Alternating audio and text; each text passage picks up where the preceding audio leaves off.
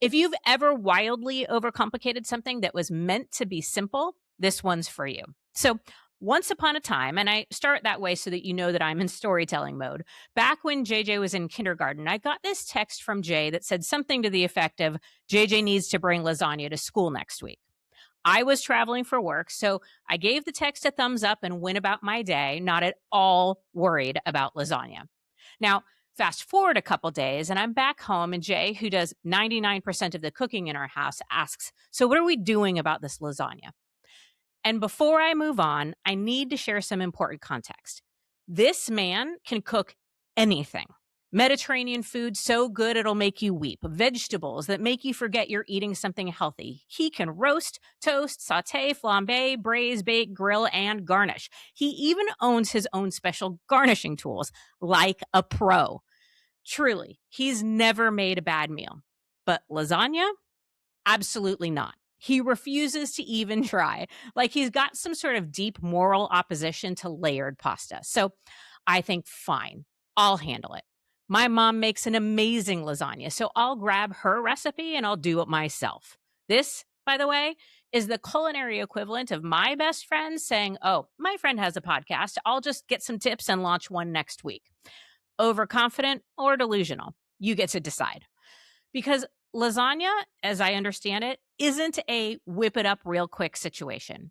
It's a why is this taking 4 hours and where the hell do we keep the casserole dishes sort of situation. And real question, do you even make lasagna in a casserole dish? Because I was guessing there. Anyway, naturally, I panicked.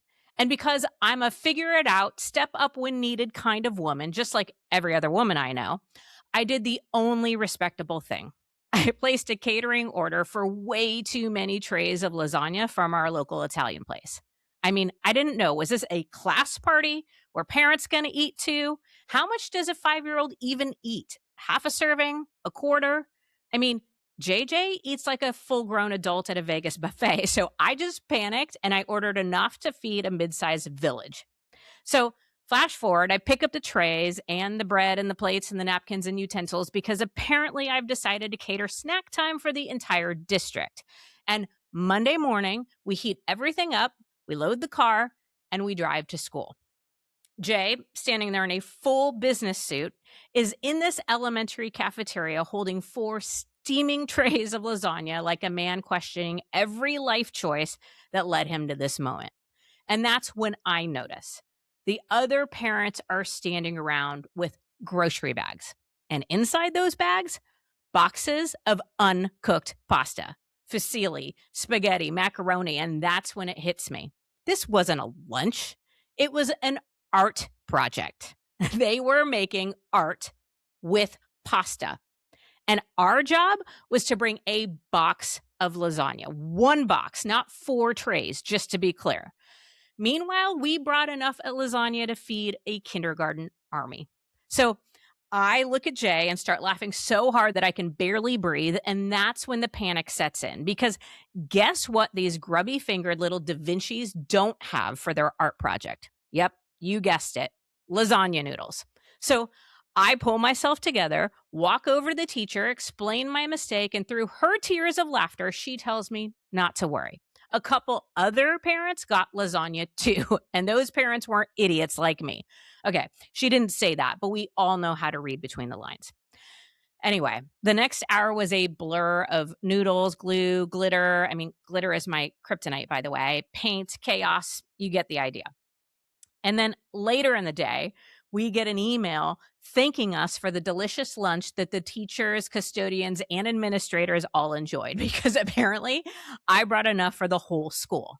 Go big or go home, right? Okay, so what's the moral of this story?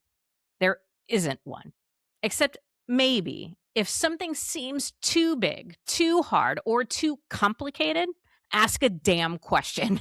Maybe, just maybe, I could have asked a follow-up question or two, read the fine print, sought clarification. I could have wondered why lasagna at 9 a.m. made any sense at all.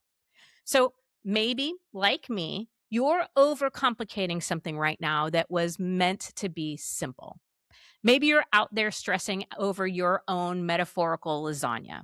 You're over planning the big thing, overdoing the small thing, triple checking the wrong thing, when really all that's needed is noodles in a box. Or maybe this just makes you feel better about yourself today, or maybe it just made you laugh. Any way you slice it, communication matters. And when it fails spectacularly, at least you'll have a good story and probably some leftovers.